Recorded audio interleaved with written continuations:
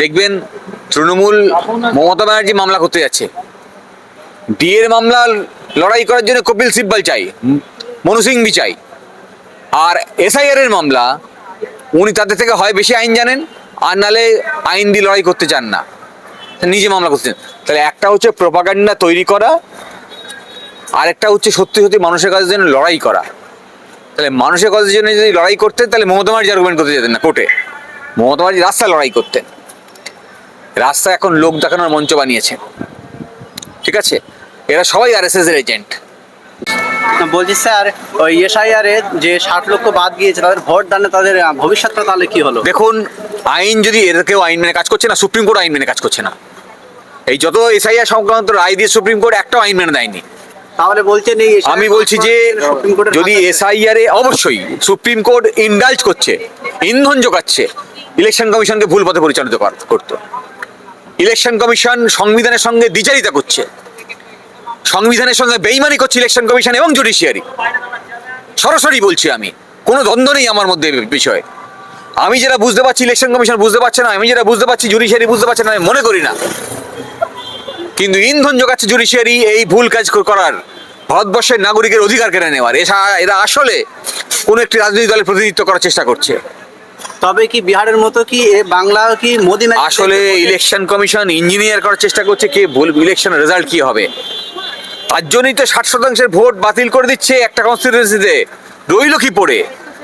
কিন্তু যদি আইন মেনে কথা বলতে হয় তাহলে ইলেকশন কমিশনের যে আইন 1950 সালে আইন, রিপ্রেজেন্টেটিভ অফ পিপল অ্যাক্ট, সেখানে বলেই দেওয়া আছে লাস্ট যে ঘোষিত ইলেকট্রাল রোল সেইটা হচ্ছে ভ্যালিড যতক্ষণ না পর্যন্ত ফাইনালি পাবলিশ হচ্ছে।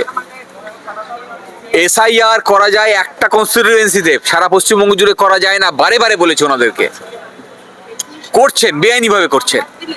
এসআইআর পুরো কমপ্লিট হয়ে যাওয়ার পরে যে ফাইনালি রোল বেরোবে, সেই রোল না বেরোনো পর্যন্ত আগের 2024 সালে যে রোল আছে সেটা ভ্যালিড রোল, কারণ তার আগে পর্যন্ত আপনি প্রভিশন রোল বের করেছেন, প্রভিশন রোল তখন ফাইনাল রোল বলা যাবে না। তাহলে কি এসআইআর এর মাধ্যমে কি যেমন দেখেছি বিহারে বিজেপি রেকর্ড মার্জিনে ভোট জয়লাভ করেছে, এবার কি বাংলাও কি একই ফলাফল দেখবে বিজেপি? চেষ্টা করছে, বাংলার মানুষ সজাগ আছে, জুতো মেরে বের করে দেবে এদেরকে। আমি বলি বের করে দেওয়া উচিত। যদি কেউ সংবিধান বিরোধী হয় তাহলে আম্বেদকরকে সম্মান জানাতে হবে, সংবিধান প্রণেতাকে সম্মান জানাতে হবে। যে সংবিধানকে পদদলিত করছে, সংবিধানকে উপরে আঘাত হানছে, সংবিধানের ক্ষমতাকে প্রয়োগ করে, তাকে জুতো মেরে দেশ ছাড়া করতে হবে। কারণ এই সংবিধানকে রক্ষা করার দায় ভারতবর্ষের নাগরিক হিসেবে আমাদের সবার।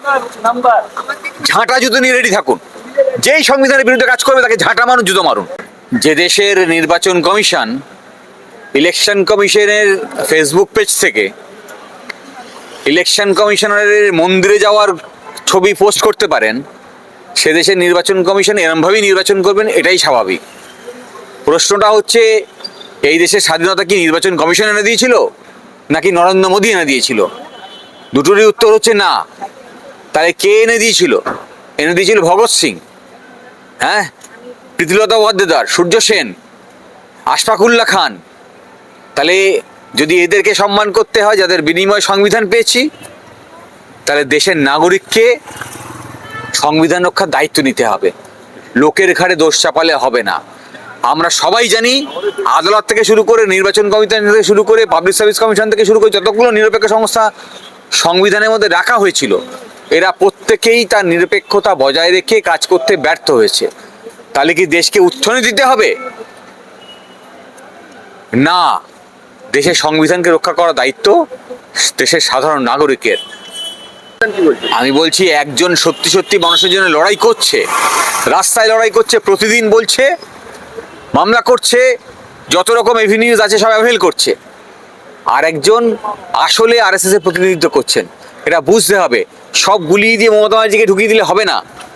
এই নিউ টাউনে দুর্গা মন্দির হচ্ছে জানেন তো, নর্থ বেঙ্গলে হচ্ছে, দীঘায় হয়েছে, আবার একই সঙ্গে আপনাকে বলছি এই রাজারহাট নিউ টাউনের বৃহত্তর জায়গায় যেখানে সব ছিল মুসলিমদের জমি, সেখানে ওরা বলছে যে একটা কমিউনিটি সেন্টার করে দিন, যাতে আমরা যারা বেকার তাদের একটা কাজের ব্যবস্থা করতে পারি, হ্যাঁ, আমরা সাংস্কৃতিক প্রোগ্রাম করতে পারি। দিচ্ছে না, তাহলে একদিকে মাইনরিটি কমিউনিটির অংশ যাদের জমির বিনিময়ে ওখানে বিরাট বড় টাউন গড়ে উঠেছে, তাদের একটা কমিউনিটি সেন্টার গড়ে উঠছে না, আবার দিকে দুর্গা মন্দির গড়ে উঠছে। তাহলে আরএসএস এর প্রতিনিধিত্ব কে করছে বুঝে নিতে হবে আপনাকে। এই লড়াইটা না বুঝে নিয়ে হবে না। যদি আপনি শত্রুকে চিহ্নিত করতে না পারেন তাহলে কিন্তু আপনি লড়াই হারবেন। তাই আমি প্রথমেই বললাম, এই লড়াই সাধারণ মানুষের, ভারতবর্ষের প্রতিটি নাগরিকের, ধর্ম, বর্ণ, ভাষা নির্বিশেষে। আর লড়াইটা হচ্ছে ইলেকশন কমিশন, জুডিশিয়ারি থেকে শুরু করে যতগুলো নিরপেক্ষ সংস্থা আছে, যাদের দায়িত্ব ছিল নিরপেক্ষভাবে নির্বাচন করা, যাদের দায়িত্ব ছিল নিরপেক্ষভাবে বিচার করা, পারল না। গণতন্ত্রকে সুরক্ষিত করতে গেলে, গণতন্ত্রকে সঠিক ডিরেকশনে পরিচালিত করতে গেলে এই নিরপেক্ষ সংস্থাগুলোকে প্রয়োজন আছে। এটা সংবিধান যারা তৈরি করেছে এই প্রণেতাদের মত, তাই তারা সংবিধানে এটা ঢুকিয়েছে। আর আমাদের বাস্তবের অভিজ্ঞতা হচ্ছে ঠিক উল্টো।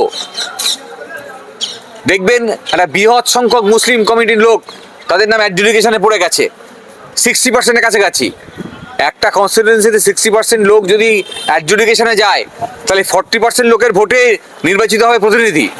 কনস্টিটিউশন বলছে মাইনরিটি যারা ইকোনমিক্যালি, সোশ্যালি, এডুকেশনালি পিছিয়ে আছে, তাদের জন্যে রিজার্ভেশন দাও এবং তাদেরকে সমতুল্য করে দিতে। আর্টিকেল 14, যেখানে সমান অধিকারের কথা বলা আছে, তার প্রয়োগ ঘটানো যায়। এটাই তো সংবিধানের উদ্দেশ্য।